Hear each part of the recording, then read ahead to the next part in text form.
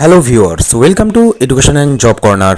দেখুন, আগামীকাল মানে 18ই মার্চ কলকাতা হাইকোর্টের ডিভিশন বেঞ্চে নবম, দশম, একাদশ, দ্বাদশ ও গ্রুপ সি গ্রুপ ডি মামলার চূড়ান্ত শুনানি হওয়ার কথা আছে। আপনারা জানেন যে এই মামলা সুপ্রিম কোর্টের নির্দেশে ডিভিশন বেঞ্চে এসেছে এবং এই মামলা সম্পূর্ণটা এই মুহূর্তে এখন ডিভিশন বেঞ্চের হাতে।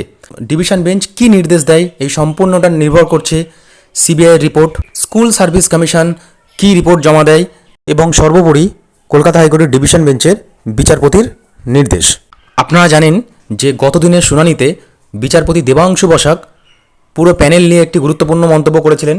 এছাড়াও প্যানেলের গোটা অংশ যদিও বাদ দেওয়া যায় সেটা নিয়েও প্রশ্ন করেছিলেন, কিন্তু এসএসসি থেকে হাইকোর্ট যথাযথ কোনো উত্তর পাচ্ছে না, তো সেই কারণেই বিচারপতি এমনটাই মন্তব্য করেছিলেন।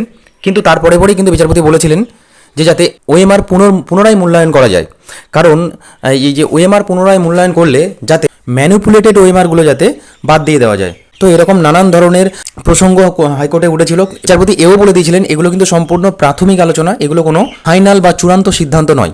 তো আগামীকাল এসএসসি নবম, দশম, একাদশ, দ্বাদশ, গ্রুপ সি ও গ্রুপ ডি মামলার চূড়ান্ত শুনানি হতে চলেছে, এমনটাই কিন্তু জানা যাচ্ছে। দেখুন, আগামীকাল এই যে চূড়ান্ত শুনানি হতে চলেছে সেখানে কিন্তু সমস্তটা পুঙ্খানুপুঙ্খভাবে বিশ্লেষণ করে তারপরেই কিন্তু সিদ্ধান্তে আসবেন আশা করা যায়, কারণ এখানে বহু সংখ্যক যোগ্য প্রার্থী আছেন যারা 5 বছর ধরে নিষ্ঠার সাথে চাকরি করে আসছেন, আবার এখানে বিতর্কিত চাকরি প্রাপকরাও আছেন। সুতরাং এখানেই দেখার পালা কালকে কোর্ট থেকে কি গুরুত্বপূর্ণ আপডেট উঠে আসছে। তো কালকে আপডেট আসা মাত্রই আমি অতি অবশ্যই আপনাদেরকে শেয়ার করব। ধন্যবাদ।